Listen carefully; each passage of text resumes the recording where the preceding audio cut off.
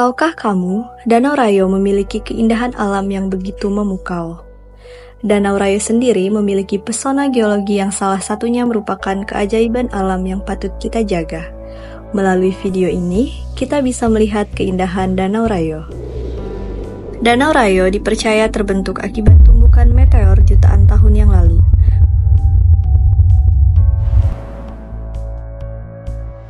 Kinetic energy is transferred into shock waves so powerful that the projectile and ground beneath can vaporize and melt. A transient crater is excavated by complex interactions between tension release and shock waves, whilst impact ejecta can be expelled past the crater rim. Other material remains in the transient crater to later become crater fill impactites. Modification following large impacts sees central uplift of the crater floor and collapse of the unstable crater walls. Faulting continues far into the future, alongside hydrothermal activity, which changes the mineralogy of impact site. Buktinya, kita bisa melihat struktur batuan khas di sekitar danau yang menyerupai cincin kawah. Ini adalah fenomena geologis yang sangat langka dan bernilai tinggi bagi dunia ilmu pengetahuan. Danau Rayo merupakan danau indah yang keterbentukannya masih menjadi misteri bagi para geologis yang saat ini keterbentukannya diyakini sebagai hasil dari tumbukan meteor jutaan tahun yang lalu. Hal ini dapat diinterpretasikan dari tidak adanya aktivitas letusan gunung api ataupun hydrogen fire cycle pada proses keterbentukannya, dan diperkuat dengan adanya rim yang seolah-olah bagian dari ejecta yang mengelilingi danau. Danau Rayo terbentuk dari proses geologis yang sangat unik dan menjadi satu-satunya danau hasil meteor yang ada di Indonesia. Oleh karena itu, menjaganya agar tetap lestari adalah tugas penting bagi kita semua. Namun, keindahan Danau Rayo terancam oleh aktivitas manusia, pembangunan di sekitar danau, alih fungsi lahan, dan eksploitasi sumber daya alam telah mengubah landscape danau secara drastis. Konservasi Danau Rayo bukan hanya tentang melindungi keindahannya, namun juga tentang bagaimana kita mempertahankan fungsi vitalnya terhadap kehidupan masyarakat dan ekosistem lokal.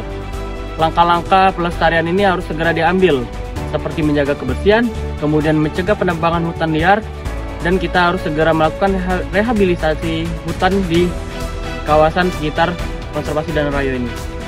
Danau Rayo sendiri menghadapi berbagai ancaman dan tantangan dalam kerusakan ekosistemnya, mulai dari pencemaran lingkungan, erosi, dan alih fungsi lahan, serta yang terutama adalah perubahan pola hidrologi yang merupakan tantangan utama dalam menghadapi Danau Rayo ini. Danau Rayo yang terletak di Kecamatan Upit, Kabupaten Ciraos Utara, Sumatera Selatan, memiliki potensi besar untuk mendukung tujuan pembangunan berkelanjutan, yang mana pengembangan ekowisata di Danau Rayo dapat memberikan kontribusi signifikan terhadap tujuan pembangunan berkelanjutan. Dengan meningkatkan infrastruktur pariwisata, inisiatif ini dapat menciptakan lapangan kerja dan meningkatkan pendapatan masyarakat lokal. Selaras dengan SDGs 8, yaitu kerjaan layak dan pertumbuhan ekonomi. Lingkungan di sekitar danau yang dikelilingi hutan lindung juga dilestarikan untuk mendukung SDGs 15, yaitu ekosistem darat, dengan menjaga keanekaragaman hayati dan meningkatkan kesadaran akan konservasi.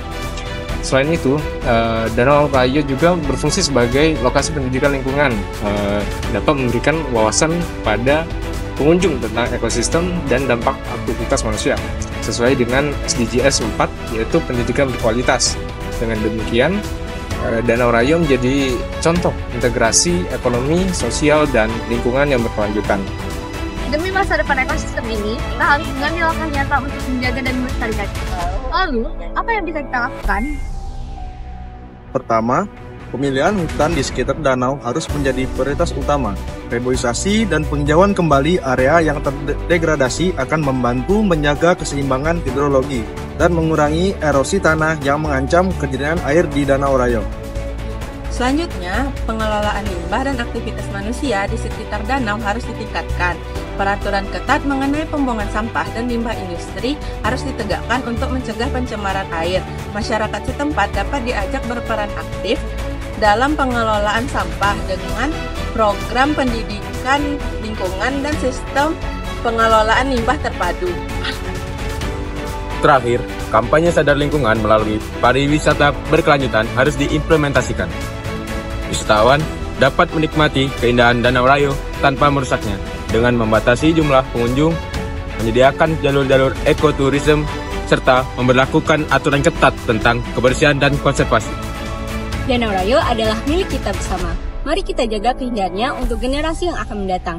Setiap tindakan kecil seperti membuang sampah pada tempatnya dan melestarikan serta mendukung program konservasi akan memberikan dampak yang sangat besar bagi kelestarian Danau Rayo. Danau Rayo adalah sebuah anugerah yang tak ternilai.